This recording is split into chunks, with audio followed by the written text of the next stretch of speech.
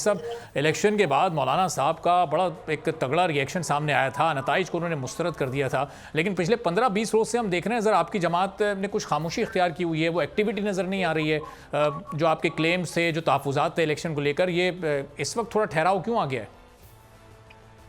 بسم اللہ الرحمن الرحیم، شکریہ جی۔ تمام شرکاء کو اور ناظرین کو بھی السلام علیکم ورحمۃ اللہ۔ وعلیکم السلام۔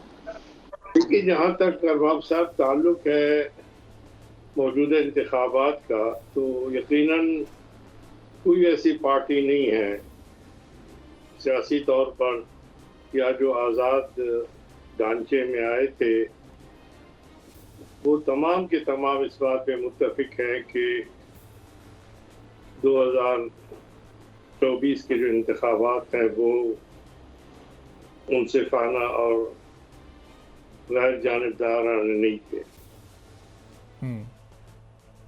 یہ صورتحال ہے جس میں مسلم لیگ نون کے بھی دو شاکی ہیں، خصوصاً جناب محمد نواز شریف صاحب، جن کے ساتھ طے ہو گیا تھا کہ وہ چوتھی بار ان کو وزیر اعظم بنایا جائے گا۔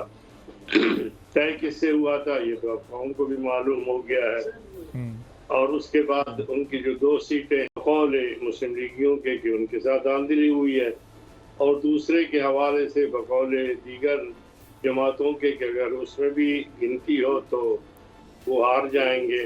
صحیح۔ اور ان کی خاموشی اور باڈی لینگویج سے بھی پتہ چلتا ہے کہ وہ خوش نہیں ہیں۔ البتہ یہ ہے کہ وہ جو بولیں گے تو میرے خیال میں جدہ سے جب لندن کی طرف روانہ ہوں گے تو پھر وہی بات کریں گے جو لندن میں بیٹھ کر وہ گوجرانوالہ اور کوئٹہ کے جلسوں میں کرتے رہے۔ باجوہ صاحب کے خلاف فوج کو انہوں نے فرمایا کہ وہ ان کے خلاف جو ہے وہ فوراً بغاوت کرے، تو وہ اپنے اس بیانیہ پہ انشاءاللہ دوبارہ آئیں گے۔ اچھا۔ اب رہی ہے 1.5 جماعتوں کی حکومت، اور اسی طریقے سے ہمیں اس لیے توقع ہے کہ پیپلز پارٹی کے جو میرے محترم بیٹھے ہیں وہ حکومت میں بھی ہیں اور اپوزیشن میں بھی ہیں۔ اچھا۔ اب اس سے ہمیں بھی فائدہ ہوگا اور یقیناً وہ ہمارا ساتھ دیں گے۔ حافظ صاحب، وہ اپوزیشن میں کیسے ہیں؟ وہ تو حکومت کو سپورٹ کیا انہوں نے، حکومت کا عملی طور پر پارٹ نہیں ہے، لیکن وہ اس وقت شاید نیوٹرل والی پوزیشن پر ہیں۔ ویسے بھی مندو خیل صاحب خود کلیئر کریں گے، لیکن ان کو آپ اپوزیشن میں کیوں تسلیم کر رہے ہیں؟ جی میں یہی تو کہہ رہا ہوں نا کہ آدھی اپوزیشن ہے، یعنی سپورٹ کر رہے ہیں۔ آپ نے دیکھا ہوگا کہ اپوزیشن جماعتیں جب بیٹھتی ہیں تو اسپیکر پہ بھی وہ سپورٹ کرتی ہیں، اکثر ایسا ہوتا ہے بلا مقابلہ یا اس کو سپورٹ کرتے ہیں۔ وزیر اعظم کو بھی اپوزیشن کی بعض جماعتیں ووٹ دے دیتی ہیں، لیکن ذمہ داری کا جو بوجھ ہے وہ انہوں نے نہیں اٹھایا ہے، اور انہوں نے کوشش کی ہے کہ وہ آئینی ذمہ داریاں لیں اور جو آئینی ذمہ داریاں ہیں بھاری بھرکم وہ ڈال دیں۔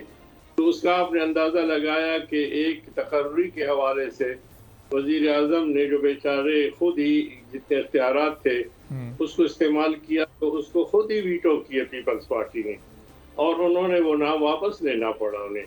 تو میں سمجھتا ہوں کہ یہ بھی ایک اپوزیشن کے حوالے سے بات ہے، کیونکہ اپوزیشن کو ڈنڈا لے کر نہیں نکلتی بلکہ وہ اقدامات پہ تنقید کرتی ہے۔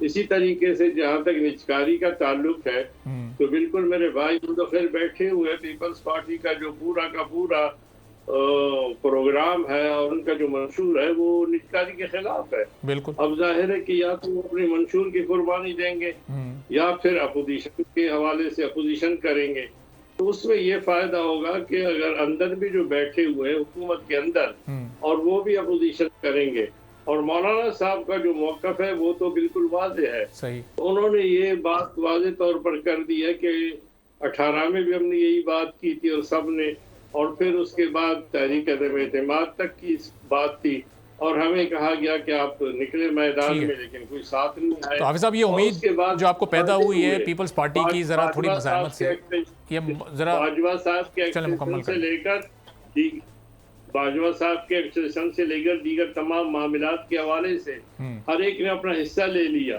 تو حصہ وقت رجسٹر جے یو آئی کو نہیں ملا، اور پھر جس کو پی ڈی ایم کا صدر بناتے وقت وزیر اعظم اور جناب شہباز شریف صاحب جو خود چوتھی بار وزیر اعظم بننے کے لیے وعدہ کر چکے تھے، انہوں نے اور ساتھیوں نے مولانا فضل الرحمان کو صدر پاکستان کی پیشکش کی تھی، بتایا تھا. ٹھیک ہے، چلیں حافظ صاحب، یہ جو آپ کا تجزیہ اور تحفظات ہیں بالکل ڈیٹیل سے آ گئے.